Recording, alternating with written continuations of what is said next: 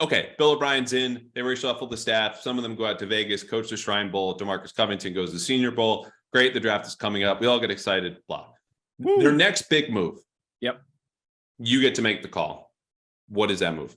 I mean, you've been writing about and reporting on it. It's wide receiver and it's not close. Yeah, I'm trying to pull it up now. I was looking at you and Giardi had some of this. I don't know if you co-reported with him, but Giardi said there are people in the building that think that there needs to be an upgrade offensively. And I think you couched it as maybe an internal debate, Andrew, right? Like maybe some people think there has to be an upgrade. Other people, Devontae Parker, think that there's enough offense there in the room. There isn't.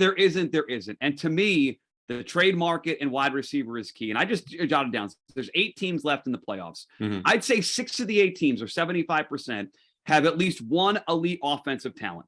The Chiefs have Kelsey. The Eagles have A.J. Brown. The Bengals have Jamar Chase and T. Higgins. Cowboys have Lamb, who's an elite top 10 wide receiver. 49ers have a bunch of those guys. Bills have Diggs. That's 6 of the 8. If you want to give the Jaguars Christian Kirk, I wouldn't. But at least they went out and spent money at that position. Evan Ingram, who's been a bust most of his career, he's played well in the playoff run. So that he's sort of borderline. And then the Giants, the Giants are an outlier. They got a great first-round matchup against a fraud Minnesota Vikings team. They advanced. But basically, at bare minimum, Andrew, 6 of the 8 teams left have an elite offensive player to pair with their quarterback. The Patriots don't.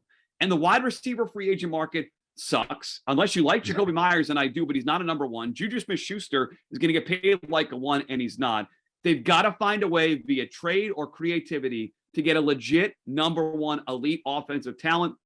It's not even close. Make Mac's life easier, take pressure off the other offensive pieces, and catch up with the league.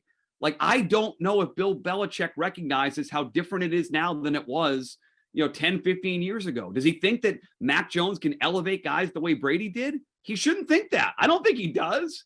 I think he knows that Mac Jones has a ceiling that needs other players around him to get higher. So to me, I thought your story on Tuesday or Wednesday about the trade market for wide receivers was a breath of fresh air. They have to be doing that. And if they're not doing their due diligence now on Hopkins or potentially Higgins down the road and some of the other guys that you wrote about, then they're failing the organization. It's wide receiver talent. It's elite offensive talent. And to me, it's not a close second. There really isn't. Well, I appreciate you saying those kind words. And from that story, I got to learn, not that this is ever the goal, but if you just somehow want to get seen online, write about wide receiver trades, because holy smokes, I file that as like the middle part. I love it. It's fantasy football. Yes. The meat in the sandwich of like the Herald's 5-part fixes for the Patriots this offseason. We do it every year. It's like return to contention, return to the playoffs, just get back on track, whatever it is. And this story went nuts relative to the rest of them. So don't be a troll. Don't be overly happy. Don't be nostalgic.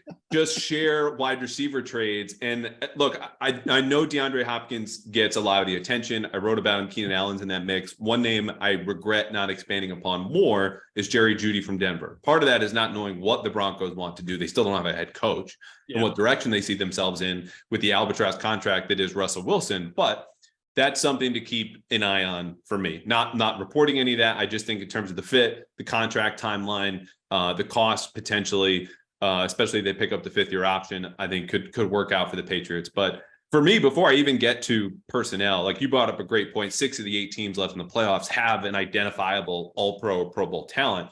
Yeah. Is 8 of the 10 best teams by drop back passing. So no play action this year by EPA, which is expected points added. Basically, how close do you get to the end zone with a 3rd and 10 conversion matters more than if you got, 12 yards on 3rd and 14. EPA says the difference in that 10 to 12 yard game.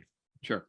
So 8 of the 10 best teams at drop back passing by EPA are still in the playoffs. Okay. A lot of this could be said about, it's a quarterback play. Brock Purdy is still in the playoffs. Daniel Jones is still in the playoffs. One of the teams that didn't make the playoffs and was 3rd by this metric was Jared Goff in the Lions. So it's as much about the environment and allowing your quarterback to thrive. That's what I would focus on here. What is the system? Can we give Mac Jones some answers that Sean McVay told Jared Goff in his first season?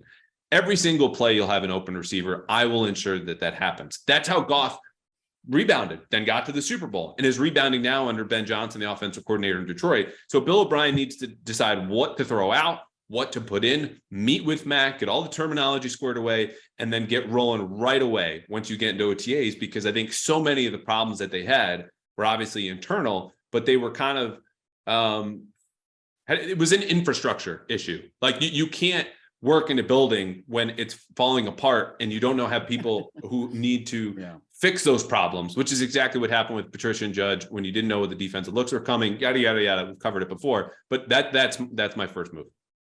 Yeah, and it's all part of like upgrading the offense and getting the offense up to date with the rest of the NFL. And I still don't know, and I look forward to the reporting that you guys do in the next couple of months. Does Bill want to do that? You know, whether it's the trade market, which you wrote about, maybe they invest again at the high part of the draft in terms of wide receiver. Like that's, to me, it's just a massive necessity to get caught up with the rest of the league. I know DeAndre Hopkins would be a high ticket item, a big ticket item. I know Bill O'Brien obviously had history with him there in Houston, so I'm not sure what type of impact that would be.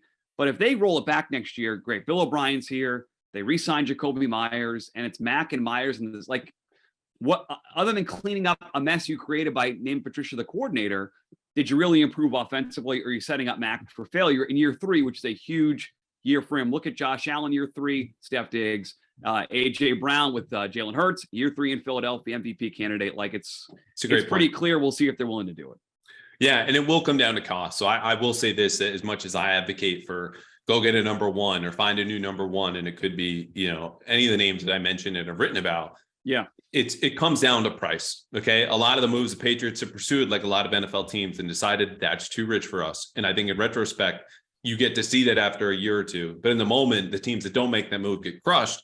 And then the fans that are celebrating, sometimes it goes south. And I'm not guaranteeing that'll happen one way or another. It's just a matter of that's a hard call to make. And the clearest example is probably in a lot of these deals with the Celtics and everything that got turned from Danny Ainge year after year after year. Jaylen Brown for Paul George, Jaylen Brown for a year of Kawhi Leonard. Everyone in Boston is very glad those deals did not get made. And sometimes those are the best deals to steal from Danny that you have, are the ones you don't make.